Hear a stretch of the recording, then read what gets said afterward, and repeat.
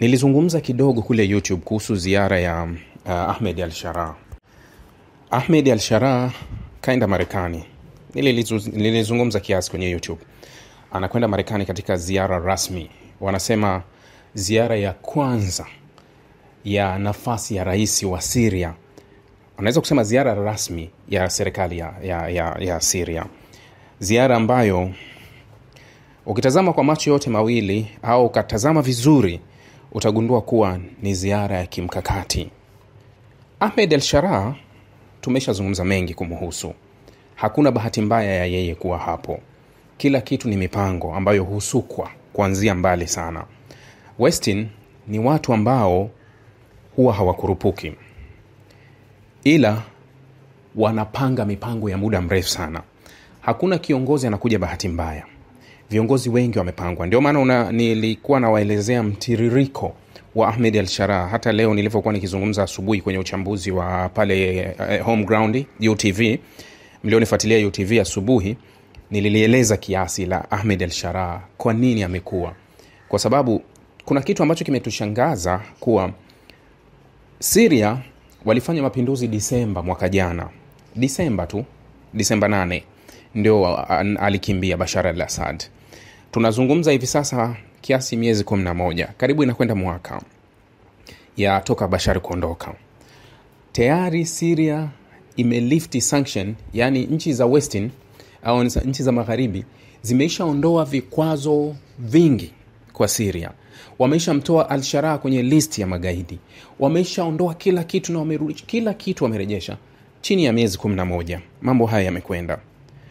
Wa Taliban toka 2021 walichukua nchi mwezi wa 8. Miaka 4 imekatika. Mpaka leo still wako kwenye blacklist. Kuwa hawa bado ni magaidi, na hakuna nchi ya magharibi iliyoanzisha uhusiano nao zaidi ya Urusi na China, ambao sio uhusiano rasmi. Urusi alitangaza uhusiano rasmi wa kidiplomasia, lakini Western wote bado wameiweka kwenye mstari wa mweusi. Hatuwezi kushirikiana na hawa. Na unajiuliza kwa nini? Mbona chini ya miezi 11 tayari ndani ya miaka 4 hakuna kinachoendelea na vikwazo viko vile vile? Lakini ukiangalia kuwa kinachonadiwa na watu wa Western, mbona ni kile kile, kuwa tunataka watu wa Syria waishi maisha mazuri, watu wa Afghanistan waishi. Kwa hiyo huku unajua kuna kasumba moja ambayo iko Western, nchi za magharibi. Ni kasumba ambayo ukiangalia unagundua vitu vingi. Nitakupa mfano. Nilikwambia wiki jana kuhusu Mamdani kuwa meya wa New York. Jinsi walivyomsiliba, jinsi walivyomzuia, jinsi walivyopambana naye. Ndani yake kuna watu walikuwa wana chuki za asili yake, sio Marekani mzaliwa. Wengine walikuwa na chuki za kisiasa, wengine walikuwa na chuki za kidini zilizokuwa zinawasumbua kwa Mamdani. Lakini hawajaishia hapo, kwa sababu Mamdani ni meya, lakini sio kuwa yuko ofisi. Ataanza kazi yake ya umeya mwezi Januari mwakani. Hapa katikati kuna mipango mingi inapikwa kuhakikisha kuwa hatogusa ofisi ya umeya. Yaani kwa sasa inatafutwa kila sababu ya kuhakikisha kuwa huyu mtu anaweza kuletewa skendo yoyote ambayo itamuondoa kwenye nafasi ya yeye kuwa meya. Mfano, vyombo vya habari vingi vya Marekani viliandika taarifa kuanzia juzi ya kuwa tayari kuna maseneta, tayari kuna wabunge wamefungua mashtaka kupitia Wizara ya Mambo ya Ndani na wamefuatilia immigration. Wanataka uchunguzi ufanyike. Mchakato uliotumika kumpa uraia Mamdani wa Marekani. Mchakato uliotumika. Yani hawajaridhika. Mchakato uliotumika kumpa uraia Mamdani upitiwe upya. Kuna sehemu amekosea, kuna sehemu walikosea kuwa apokonywe uraia na wamrudishe Uganda haraka sana. Mamdani alienda Marekani akiwa na umri wa miaka kama 7. Akiwa mdogo na miaka kama 7. Amepata 2008 ilikuwa. Amepata uraia wake mwaka 2018 baada ya miaka 10. Kwa utaratibu wa uraia ni miaka 5 mpaka 7. Lakini baba yake amekuwa profesa muda mrefu. Mama yake ni mwongozaji filamu. Yuko pale Marekani, amekuwa muda mrefu. Baba yake Nkwame Mamdani mwenyewe, ambaye baba yake alichukua scholarship ya zawadi wakati wa uhuru wa Uganda. Wakati Uganda wamepata uhuru, walipewa zawadi ya watu kama 25 au 30. 25, kati ya 25 mpaka 30 walipewa zawadi na serikali ya Marekani kuwa tunatoa nafasi 30 za Waganda waende wakasome vyuo vikuu vya Marekani. Kwa mmoja ya Waganda ambao walipata hiyo nafasi kwenda alikuwa ni baba yake Mamdani, akaenda kusomea kule.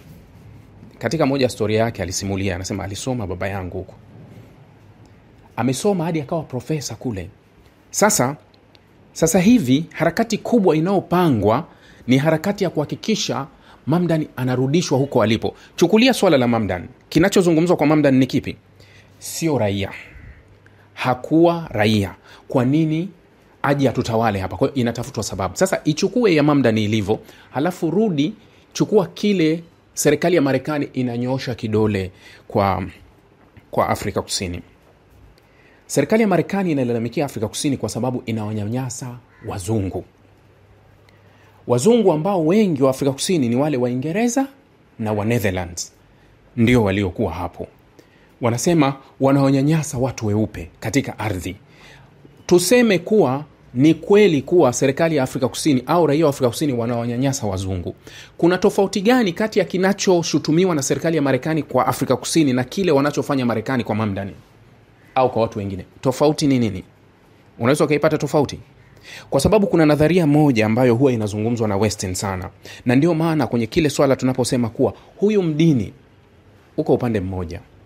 Tunaposema kuwa mfano shambulizi lililomuua Charlie Kirk mpaka leo halijaitwa shambulizi la kigaidi.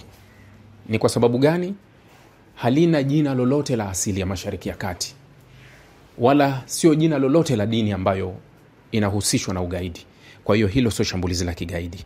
Sasa unamchukua kama Ted Cruz au Lindsey Graham wa Marekani, maseneta ambao yeye Lindsey anasema wazi kuwa sisi tunatetea Israeli kwa sababu ya imani yetu ya kidini, kuwa maandiko ndio yameandika hivyo. Sasa hapo sijui inakuwa ni nini?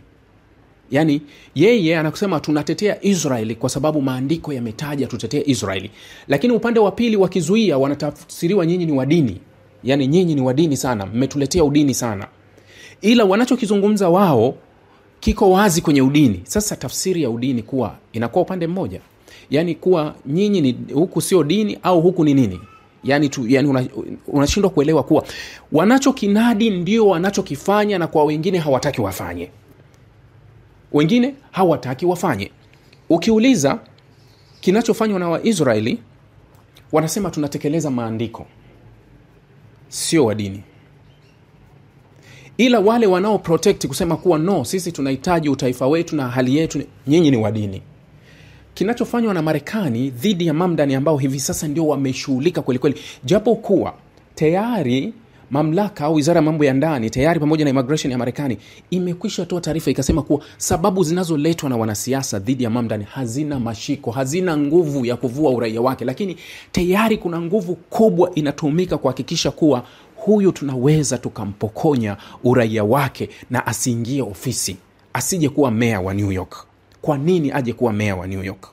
Mtu ambaye sisi tunamuona kuwa ni muhamiaji ambaye hastahili. Lakini katiba tayari imezungumza. Mfano nitakwambia, kuna taarifa kubwa ambayo leo imeripotiwa. Nadhani vyombo vya habari vingi vilizungumza jana, kujiuzulu kwa mkurugenzi wa BBC pamoja na mkuu wa vipindi yule mwanamama. Taarifa hiyo mmeiona? Mmeisikia? Na BBC waliruka nayo asubuhi nadhani. Mkurugenzi wa BBC Tim Davie ambaye anakuwa ni CEO kwa miaka mingi sana, amehudumu pale zaidi ya miaka 20 yuko BBC, lakini alihudumu kama CEO kwa miaka 5. Lakini mkuu wa vipindi Deborah Tunes ndio aliotangaza kuresign. Unajua sababu ya kuresign? Wanatajwa sababu ya kuresign kuwa walikuwa wanapika taarifa, hasa taarifa ambayo